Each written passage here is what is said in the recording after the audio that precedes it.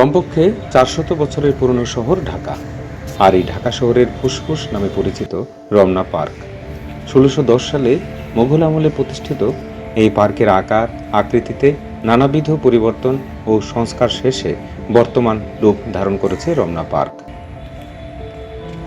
পুরানো হাইকোর্ট ভবন থেকে পূর্বের সড়ক ভবন পর্যন্ত মুঘলরা বাগান তৈরি করেছিলেন।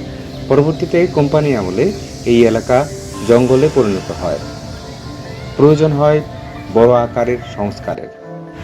পরবর্তীতে 1825 সাল থেকে ব্রিটিশ কালেক্টর ডাওয়িজের সময় ঢাকা নগর উন্নয়নের জন্য বিভিন্ন পদক্ষেপ গ্রহণ করা হয়, যার অন্যতম ছিল রমনা এলাকার উন্নয়ন।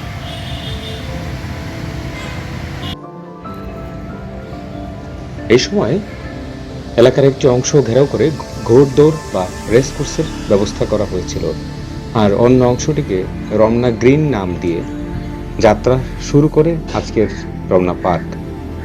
সেই সময় ঢাকার নবাব পরিবার এখানে একটি রাজকীয় বাগান তৈরি করেন, যার নাম দেওয়া হয় শাহবাগ। তখন পার্কের আয়তন ছিল 89 একর। এই সময় ঢাকার নবাবরা এখানে একটি চিড়িয়াখানাও গড়ে তোলেন বলে জানা যায়। 19 শতকে ব্রিটিশ শাসক এবং ঢাকার নবাবদের সহায়তায় এই রমনা পার্কের ব্যাপক উন্নয়ন সাধন করা হয়। ঢাকা শহরের নিসর্গ পরিকল্পনার কাজ শুরু হয়েছিল 1908 সালে লন্ডনের কিউই গার্ডেনের অন্যতম কর্মী আর.এল.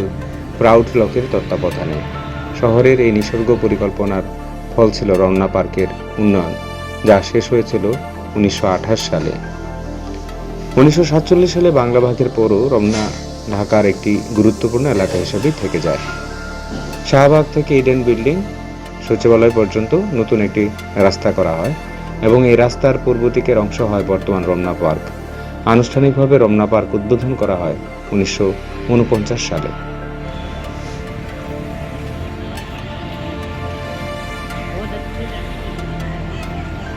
বর্তমানে রমনা পার্কের আয়তন 68.5 একর, আর নয়নাভিরাম লেকটির আয়তন 8.76 একর।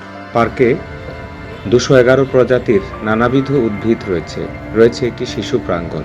শিশুদের বিনোদনের জন্য এখানে দোলনা, ঢেকি কল সহ বেশ কিছু খেলার উপকরণ রয়েছে। এই ঢাকা শহরে রমনা পার্কের গুরুত্ব বুঝিয়ে বলা সহজ নয়।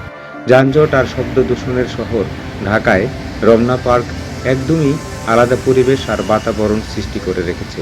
প্রতিদিন হাজার হাজার মানুষ এখানে হাঁটতে আসে, ঘুরতে আসে, একটু জিরিয়ে নিয়ে ক্লান্তি দূর করে, শুয়ে বসে আড্ডা দিয়ে জীবনের নানা গল্প করে, বেঁচে থাকার রসদ সংগ্রহ করে।